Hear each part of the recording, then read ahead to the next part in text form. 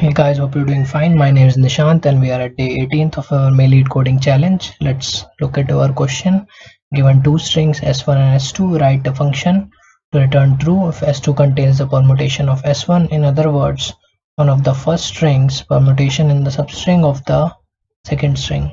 Okay, so let's look at example 1. S1 is AB and S2 is the string. So S2 contains one permutation of S1, BA. So return true. So a permutation is also we can call it an anagram also. So it is very much like the question we did yesterday, like find all anagrams in a string. So an anagram or permutation are the same thing regarding to the string. So in this question we have to find all the anagrams of the given string in the input string. Okay, so but in today's question we only have to find if there is a single permutation or an anagram exist in this string or not. We simply return true. If there are no anagrams or permutations, we simply return false. Okay, we will use the same logic we did in yesterday's question. The explanation video link will be in the description. So let's code this out. We will use the same sliding window logic to check for the frequencies of S1 and S2. Okay, let's take M will be the length of S1 and N will be the length of S2. Okay, so we take two vectors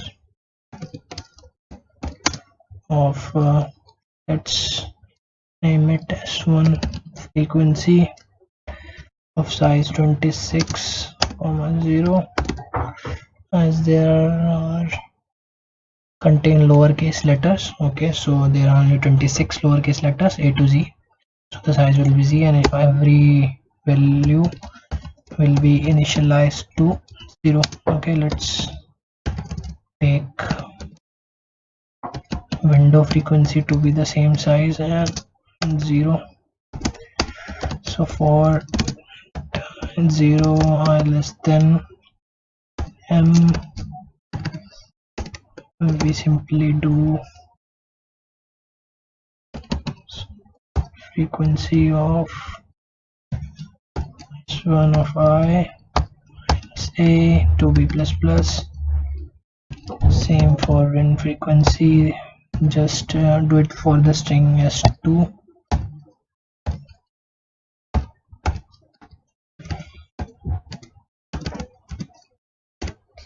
Go check the yesterday's video, you will get the logic behind it. So now we will go over our first window. I should be less than M. This time we are iterating over the string S2, and we check if the frequencies are same or not. They are. Just return true, else when frequency S2I minus A is plus, and also copy this, paste it here.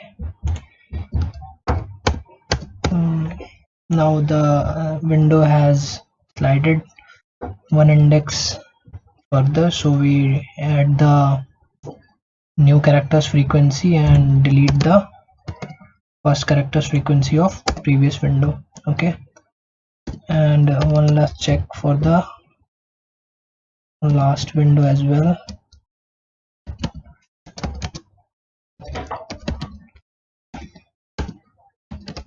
Return true, and at last if there are none found, we simply return false. Okay, well, let's also check for our what if the n is 0. or m is greater than n, then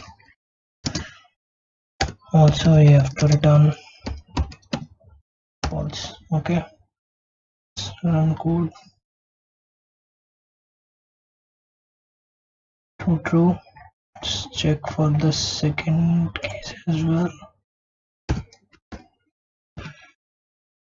Code false. Let's submit it. Guys, it's accepted. Link for the code is in the description. Thanks for watching. See you next time.